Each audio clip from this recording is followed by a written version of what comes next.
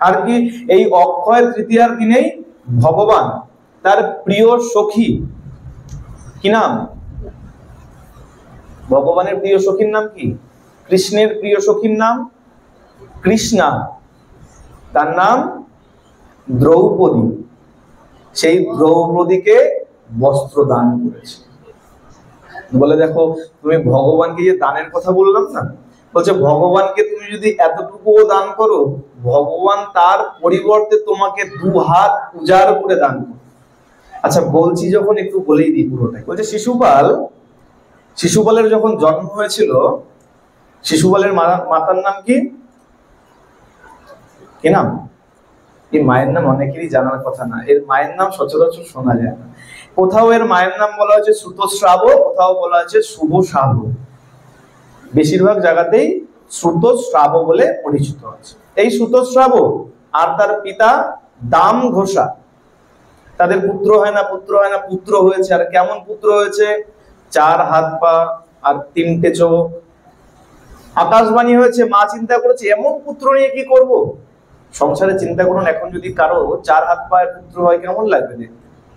মা চিন্তা করছেন কি করব, একে তাড়িয়ে দেবো, ফেলে দেবো, কি করবো। আকাশবাণী হয়েছে, চিন্তা করো না, একে যে কোলে নেবে এমন কেউ আসবে যে কোলে নিলে পরে তার 2 হাত খসে যাবে আর একটা চোখ লুপ্ত হয়ে যাবে। এখন কি করেছেন ওই দাম ঘোষা, কি করেছেন?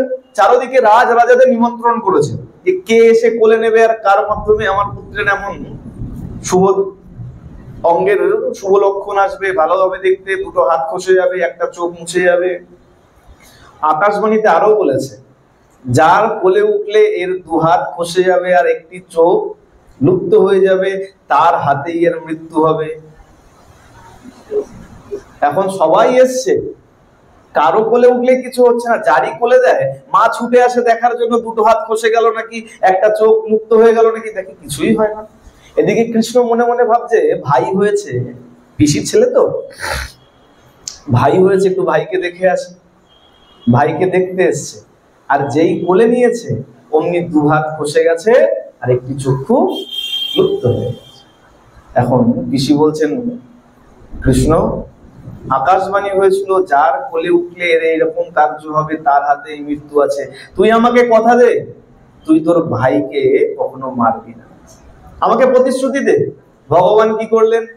ভগবান বলেন প্রতিশ্রুতি দেবো, প্রতিশ্রুতি দিলে তো আটকে যাব।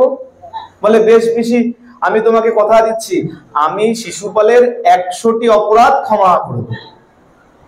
আর কিছু বলেননি। পিসি ভাবলো 100 মানে তো অনেক, হ্যাঁ 100 মানে তো অনেক। আচ্ছা বেশ, তাই হবে, মন তো খুব আনন্দ।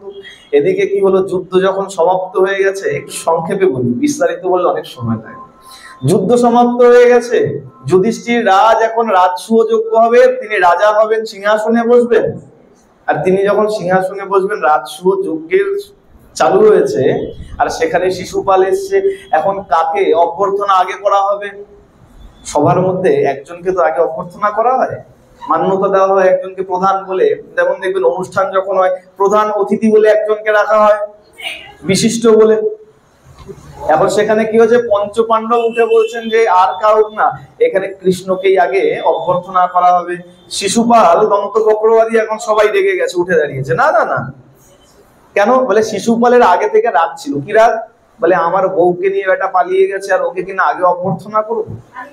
রুক্মিণী, তার বিবাহের কথা ছিল শিশুপালের সঙ্গে, আর ভগবান রুক্মিণীকে নিয়ে পালিয়ে গেছে।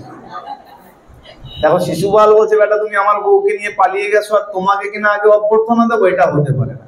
যখন উঠে দাঁড়িয়েছে, এখন ভগবান কৃষ্ণকে এখন বিভিন্ন গালিগালাজ করছে। আর বলরাম বলছে কানাই, তোকে এত এত বাজে কথা বলছে আর তুই চুপ করে দাঁড়িয়ে আছিস।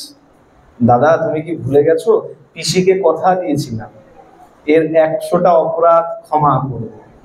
আর শিশুপাল বলছে শিশুপাল তুমি গুনতে শুরু করো, তোমার কিন্তু সংখ্যা শেষ। আবার গাল দিয়েছে, তোমার সংখ্যা কিন্তু শেষের পথে 98 হয়ে গেল। যেই বলেছে আবার গাল দিয়েছে, 99 হয়ে গেল। শিশুপাল সাবধান, বলে সাবধান দাঁড়া বেটা, আবার যেই গাল দিয়েছে, এইবার 100 পূর্ণ হয়ে গেল। সাবধান তোমার কোঠা কিন্তু পূর্ণ হয়ে গেছে। যেই বলেছে আবার যেই গাল দিয়েছে, ভগবান কি করেছেন, সুদর্শন চক্র ডেকে তাকে নিধন করে দিয়েছেন। এই সুদর্শন চক্র যখন ফিরে এসছে, আঙুলে যখনই ধরতে গেছেন, আঙুলে একটু কেটে গেছে। সুভদ্রা ছুটছে চারদিকে, কোথায় বসন পাই, দাদার আঙুল কেটে গেছে, সবাই কুন্তি আদি সবাই ছোটাছুটি করছে, আঙুল কেটে গেছে, আঙুলকে তাড়াতাড়ি বাঁধতে হবে, কিছু ওষুধপত্র দিতে হবে। আর যেই মাত্র দ্রৌপদী দেখেছে, কি করেছে, অতি মূল্যবান বস্ত্র সঙ্গে সঙ্গে ফেলে তাড়াতাড়ি ভগবানের আঙুলে বেঁধে দিয়েছে।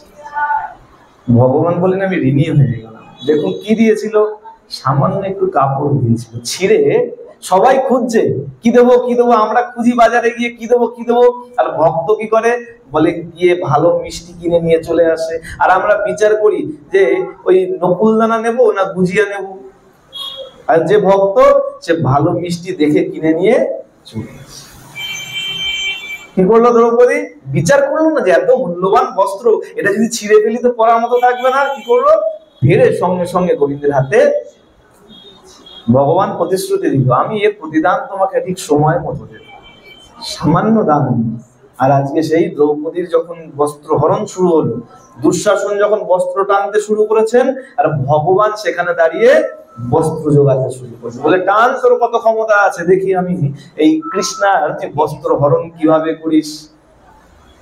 কিন্তু ভগবান ততক্ষণ আসেনি যতক্ষণ দ্রৌপদী এক হাতে বস্ত্র আগলে এক হাত দিয়ে ডাকছেন গোবিন্দ সখা রক্ষা করো। কাউকে ডাকেননি, কাকে ডেকেছেন, বলে আমরা তো কতজনকে ডাকি, বউকে ডাকি, ছেলেকে ডাকি, বাবাকে ডাকি, কাকাকে ডাকি, আর দ্রৌপদী কাকে ডেকেছেন, তার প্রাণের সখা রক্ষা করো। কিন্তু গোবিন্দ আসছেন না, বলে কেমন নিষ্ঠুর তুমি, তোমার সখী তোমাকে ডাকছে তুমি আসছো না। কিন্তু যখন দেখছেন আর পারছি না, যেই দুহাত তুলে দিয়েছেন, অর্থাৎ কি বলে, যতক্ষণ না তুমি পূর্ণ সমর্পণ গোবিন্দের চরণে করবে, গোবিন্দ ততক্ষণ তোমার কাছে আসবে। যতক্ষণ তোমার মনে অহংকার আছে আমি আমাকে রক্ষা করতে পারি, ততক্ষণ গোবিন্দ আসবে না। বলে কেন যাব, তোমার মধ্যে তো অহংকার আছে, তুমি তো জানো তুমি তোমাকে রক্ষা করতে পারো, আমি কেন যাব। কিন্তু যখন এই বিশ্বাস এসে যায় আমার রক্ষা একমাত্র গোবিন্দ করতে পারে, গোবিন্দ ঠিক সেই সময় এসে দণ্ডায়মান। গোবিন্দ কি করলেন, যখনই দু হাত তুলে বলেছেন সখা আমাকে রক্ষা করো, গোবিন্দ এসে কাপড়ের যোগান দিতে শুরু করেছেন। দুঃশাসন যার গায়ে এত শক্তি, সে কাপড় টানতে টানতে সেখানে মূর্ছিত, ক্ষমতা নেই। তো কি বলছে, বলে সামান্য দানও যদি করো, তার পরিবর্তে ভগবান তোমাকে এত দেবে তার তুমি হিসাব করে পাবে। আর এই যে দিন, সেটা হলো এই অক্ষয় তৃতীয়ার দিন।